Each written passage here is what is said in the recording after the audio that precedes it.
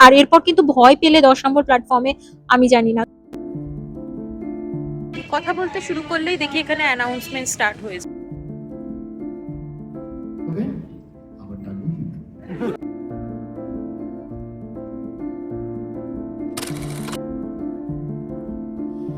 আজ শনিবার বিকেল এখন 4টে। আজকে সন্ধ্যেটা একটু স্পেশাল হতে চলেছে, কারণ আজ সন্ধ্যে 6টা থেকে আছে একটা জমজমাট বাংলা অনুষ্ঠান। প্রথমে আছে একটা বাংলা নাটক, যেটা মিউজিক্যাল ড্রামা, আমি প্রথমবারের জন্য দেখব। আর আছে বাংলায় স্ট্যান্ড আপ কমেডি, সেটাও মেলবোর্নেই প্রথমবারের মতো অনুষ্ঠিত হতে চলেছে। তোমরা অনেককেই বংশট শুভমকে চেনো, ওকেই আনা হয়েছে। আর সেই অনুষ্ঠান দেখতেই আমরা এখন রওনা দিচ্ছি ড্যান্ডেরঙের দিকে। সঙ্গে আছে সপ্তর্ষি। তবে আজকে মেট্রো লাইনে একটু গোলমাল আছে, তাই আমরা ডিরেক্ট ট্রেন না পেয়ে প্রথমে মেলবোর্ন সেন্ট্রাল থেকে চলে এসেছি সাউথিয়ারা। এখন এই সাউথিয়ারা থেকে ট্রেন বদলে পৌঁছে যাব ড্যান্ডেরং। সব মিলিয়ে মোটামুটি 1 ঘন্টার জার্নি। দেখা যাক আজকের সন্ধ্যেটা কতটা জমে ওঠে। পৌঁছে গেছি আমরা ড্যান্ডেরং স্টেশনে। আর স্টেশন থেকে বেরিয়েই পড়ে লিটল ইন্ডিয়া। সব ধরনের ইন্ডিয়ান খাবার দাবারের দোকান থাকে, জামা কাপড়ের দোকান থাকে, পুরো ভাইবটাই একদম মানে মনে হয় ইন্ডিয়া, ছোট্ট একটা ইন্ডিয়ার মধ্যে ঢুকে গেছি, খুব ভালো লাগে। তবে বেশিক্ষণ আমরা ওখানে দাঁড়ালাম না। এখান থেকে হেঁটে 5 মিনিট মতো লাগবে ড্রাম থিয়েটার পৌঁছতে। আর সেখানেই আজকের অনুষ্ঠান। চলো, পৌঁছে গেছি আমরা ড্রাম থিয়েটার। এখন ভেতরে ঢুকে দেখি। ঢুকতেই দেখলাম প্রচুর স্ন্যাক্সের অপশনস রয়েছে।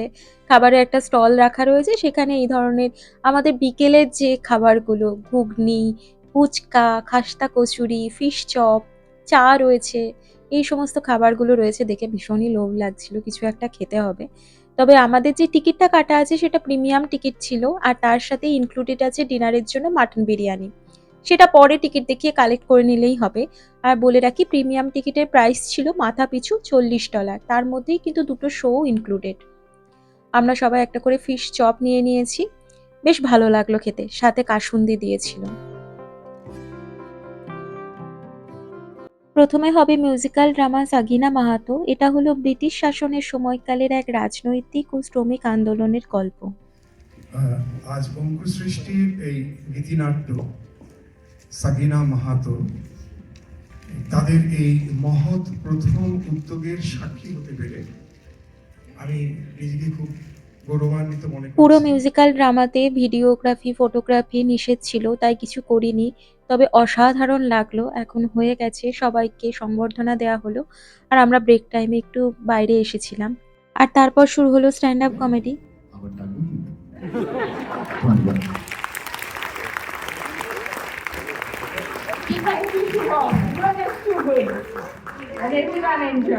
শুভেন্দু তো আমাকে প্রথম কানেক্ট করেন আমার সঙ্গে। দারুণ দারুণ এনজয় করলাম, কিন্তু পুরো শো চলাকালীন তো ভিডিও করা নিষেধ ছিল, তাই জন্য কিছুই নিতে পারিনি। একদম শেষে কিছু ক্লিপিংস রেখে দিলাম, যে ওনার অ্যাপিয়ারেন্স গুলো যাতে থাকে।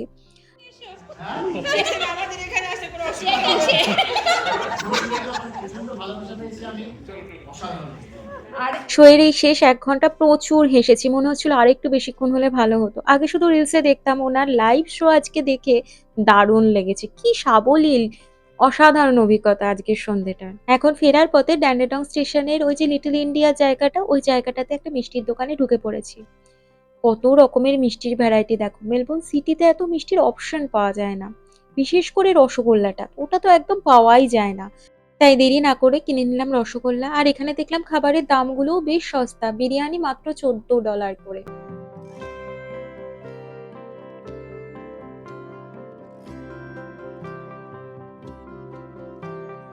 এখন বাড়িতে চলে এসেছি, আর বিরিয়ানিটা বেশ ভালো করে গরম করে নিয়েছি, দারুণ গন্ধটা বেরোচ্ছে। এখন খেতে বসছি। ওখানে খাবারটা পেয়ে গেছিলাম, কিন্তু একদম ঠান্ডা ছিল তো, তাই খাইনি। ঠান্ডা বিরিয়ানি একদম পোষায় না আমাদের। আজ হলো রবিবার সকালবেলা। তো গুড মর্নিং এভরিওয়ান, কেমন আছো তোমরা সবাই? আশা করি সবাই তোমরা খুব ভালো আছো আর আনন্দে আছো। আমরাও বেশ ভালোই আছি। আমি শান্তনী, আমার নতুন একটা ব্লগে তোমাদের সবাইকে স্বাগত জানাই। বাড়ি থেকে বেরিয়েই দেখলাম একজনকে এরকম ভাবে প্রতিবাদ করতে, মানে যুদ্ধ বন্ধ করবার জন্য। এখন ভিক্টোরিয়া মার্কেট যাচ্ছি, ওই যে সপ্তাহে জিনিসপত্রগুলো কিনতে। উলওয়ার্থস যাচ্ছি, ভিক্টোরিয়া মার্কেট বলে ফেলছি, মানে ভিক্টোরিয়া মার্কেটের পরে যাব। উলওয়ার্থস যাচ্ছি, কিউবিতে ঢুকে গেছি। ওই সপ্তাহে যে জিনিসপত্রগুলো কেনা সেগুলো কিনে নেব, তারপর লাঞ্চ করে যাব ভিক্টোরিয়া মার্কেট।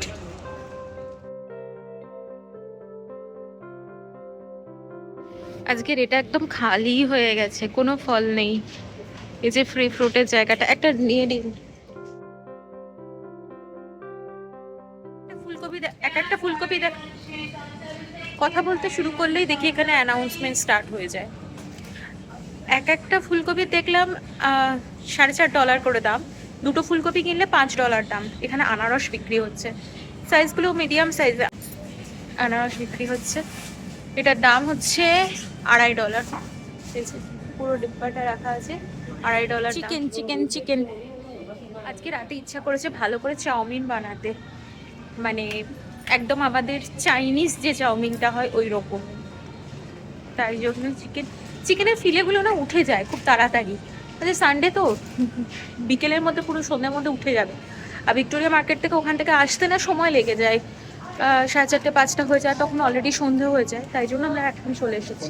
এখন পুরো ভর্তি। দেখো ব্রেস্ট ফিলে $9 কেজি। চিকেন ব্রেস্ট ফিলেই নেই, চিকেন ব্রেস্ট ফিলে তো ফ্যাটটা কম থাকে। হ্যাঁ হ্যাঁ, মাছ, গোটা মাছ আছে কিনা না, এই তো আছে গোটা মাছ। এখন 4খানা রয়েছে। 4খানা রয়েছে। এই একটা গোটা মাছ নিয়ে নাও। হ্যাঁ একদম একদম একদম একটু বড় সাইজ আছে জানো আজকে। The first one. First one. Yeah. Yeah.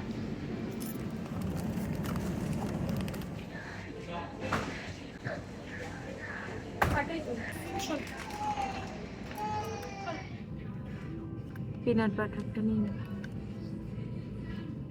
Peanut butter স্মুথটা আমি পছন্দ করি, ওটাই নিয়ে নিলাম। তার সাথে ব্রেডটাও নিয়ে নিলাম। আর এইগুলো দেখলাম, এটা কোনোদিন খাইনি, এইটাও একটা নিয়ে খেয়ে দেখতে হবে টেস্টটা কিরকম। লো সুগার লেখা রয়েছে, দেখা যাক। টবলেরনের এই চকলেটটা আমাদের খুব ভালো লাগে, $1 দাম রয়েছে এখন, নিয়ে নিই দুটো। বুলওয়ার্টসে এরকম কম দামে চকলেট দিলে আমরা চকলেটও কিনে ফেলি, অথচ ভাবি যে রোগা হতে হবে, মানে খুবই মোটা হয়ে যাচ্ছে, কিন্তু চকলেট খেতে ভালো লাগে।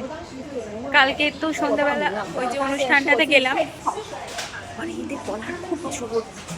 কালকে সন্ধ্যাবেলায় যে অনুষ্ঠানটাতে গেলাম, তো ওখান থেকে ফেরার সময় ওখানে লিটল ইন্ডিয়া ছিল, তো দেখলেই রসগোল্লা নিয়ে চলে এসেছি। মিষ্টি কিন্তু খাওয়া হয়েই যায়, মিষ্টি পাওয়া যায় না বলি, কিন্তু মিষ্টি খাওয়া হয়েই যায়। এই কটা জিনিস কিনলাম $41। এখন ওই 2:45-3টে মতো বাজে। আমরা বাড়ি গিয়ে স্নান টান করে লাঞ্চ করে এখন আবার বেরিয়ে পড়েছি, যাচ্ছি এখন ভিক্টোরিয়া মার্কেট। ভিক্টোরিয়া মার্কেটটা আজকে একটু অন্য রাস্তা দিয়ে যাচ্ছি, যে রাস্তা দিয়ে প্রত্যেকদিন যাই সেই রাস্তাটার প্যারালালি আর একটা রাস্তা আছে সেটা দিয়ে। এখানটা বেশ ভালো লাগছে দেখতে, গাছের কালার এসছে পাতাগুলোতে। চলো পৌঁছে গেছি, এখন ঢুকি। বাজার করতে আমাদের দুজনেরই খুব ভালো লাগে, এধার ওধার ঘুরে ঘুরে। এখান থেকে বিনসগুলোর দাম খুব কম, $4 পার কেজি। বিনস একটু নিয়ে নিলাম, আর একটু নিলাম বেগুনটা আমার জন্য নিলাম। আর এখানের থেকে টমেটো নিলাম, প্রায় 1 কেজি টমেটো পেলাম $1-এ।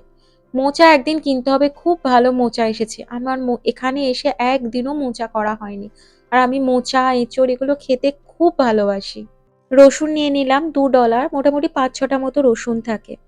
আর এখানে এই যে লেবুগুলো দেখছো, প্যাকেটের লেবুগুলো সবুজ লেবু, এগুলোও ফ্রি। তারপর ওখানে ওই বাস্কেটের মধ্যে যে লেবুগুলো রয়েছে সব ফ্রি। একজন তো একটা গোটা বাস্কেট নিয়ে তুলে চলে গেল, আমি ওই প্যাকেটের লেবু একটা নিয়ে নিয়েছি। এই দেখো পাখিটা ওনার সাথেই বসে আছে, ওনার পোষ্য, উনি বিক্রি করছেন। পাখিটা কিন্তু উড়ে যাচ্ছে না, ওরম ভাবেই বসেছিল। বাজার হয়ে গেছে, আর এই বাজার করে ফেরার সময় সবসময় দেখি ট্রামে প্রচুর ভিড় থাকে। এখন ওই 4:45টা মতো বাজে, কিন্তু বাইরেটা প্রায় সন্ধে নেমে গেছে। কদিনের মধ্যে 4:30টের সময়ও সন্ধে হয়ে যাবে।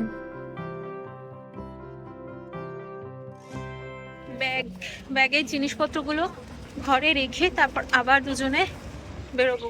ফাইনালি সারাদিন পর আজকে আমরা এখন হাঁটতে বেরিয়েছি, তারপর বাড়ি গিয়ে ডিনার করব। ডিনারে আজকে চাউমিন বানাবো বলছিলামই, চিকেনও কেনা রয়েছে, ওটা ম্যারিনেট করে রেখেই এলাম।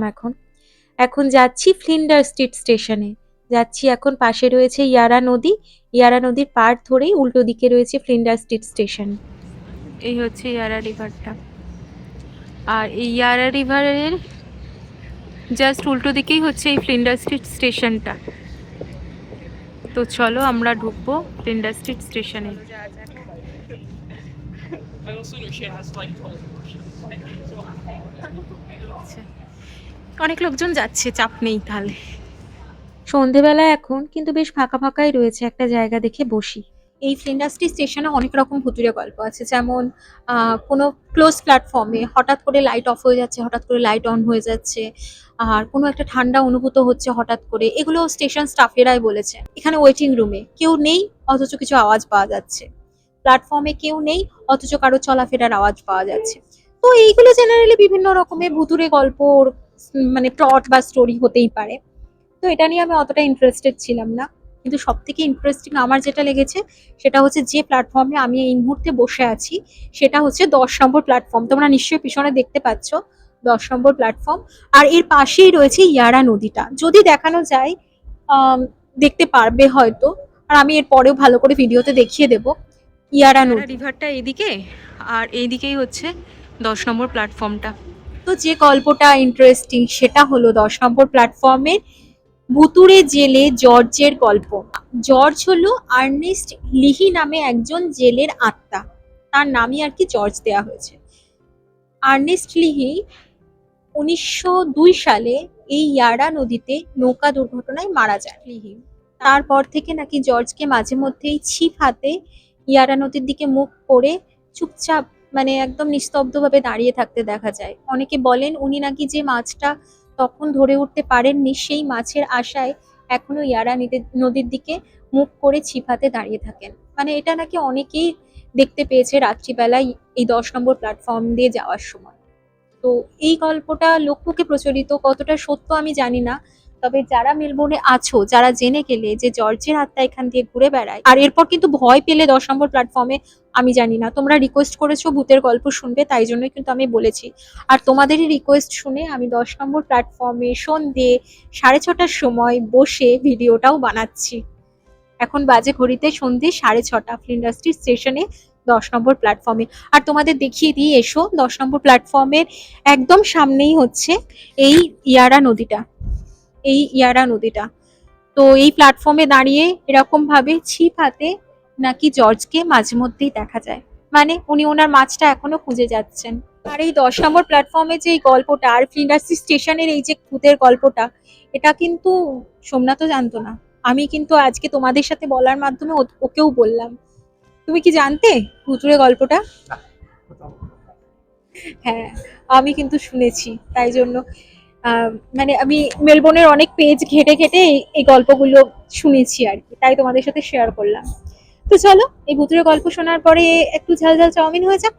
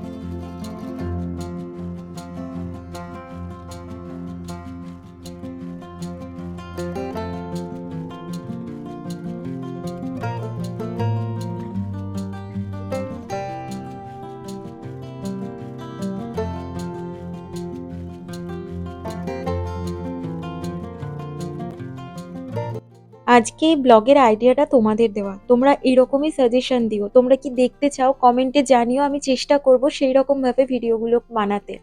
আর আমারও খুব ভালো লাগবে তাতে। আজকে চিকেন চাউমিনটা জমে গেছে। সমস্ত কিছু পড়েছে তো, তাই জন্য স্বাদটাই দারুণ হয়েছে। তো চলো, এখন বাজে ৮টা ১০-১৫। ডিনার করতে, করতে ব্লগটা শেষ করছি। যদি কিছু ভালো লেগে থাকে, ছেড়ে যাওয়ার আগে একটা লাইক, কমেন্ট আর সাবস্ক্রাইব করে দিও। আজকে আসছি, টাটা। সবাই ভালো থেকো।